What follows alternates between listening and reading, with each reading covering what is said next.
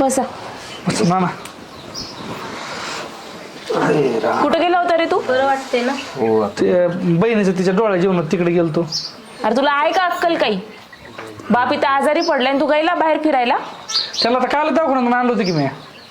कालच दवाखाना काय बोललं तू त्यांना? गोळ्या खा आणि आराम करा. गोळ्यावर जगतं का माणूस? अहो ताई आम्ही नेणारच होतो तिकडून जाऊन आल्यावर. हाताबाहेर गेल्यावर तब्येत आपण गोळ्या दिल्या होत्या ना त्यांना. अगं पण गोळ्याने होतंय का? हॉस्पिटलमध्ये नेलं पाहिजे वेळच्या वेळेला. काय आज तब्येत खराब झाली आणि उद्या घेऊन जाणार? आणि काय रे तुला कळत नाही का कोणत्या गोष्टीला इम्पॉर्टंट दिलं पाहिजे? हा कालच नेलतं आणि कार्यक्रम होता म्हणून आज गेलो मग तिकडे. मग आता काय नाही नाही तुला सांभाळणं होत नसेल ना, आम्ही घेऊन जातो. काय हो तू राहायचं एकटा बायकोसोबत? आई बाबा माझ्यासोबत राहतील. नाही मी समजतोय की. अरे काय सांभाळतोय तू? एक फोन केला नसता त्यांनी आज काय झालं असतं त्यांचं? हा अरे लई त्रास होतो तुम्हाला, काय सांगायचं तुला? नाही फोन करत ना तर खरंच काहीतरी झालं असतं बघ माझं. वेळेवर ना आलेत ते म्हणून सगळं झालंय. मी आम्हाला बी काम होती, आम्ही काम सोडूनच आलोय. एवढं नको बायकोचं ऐकत जाऊ तू.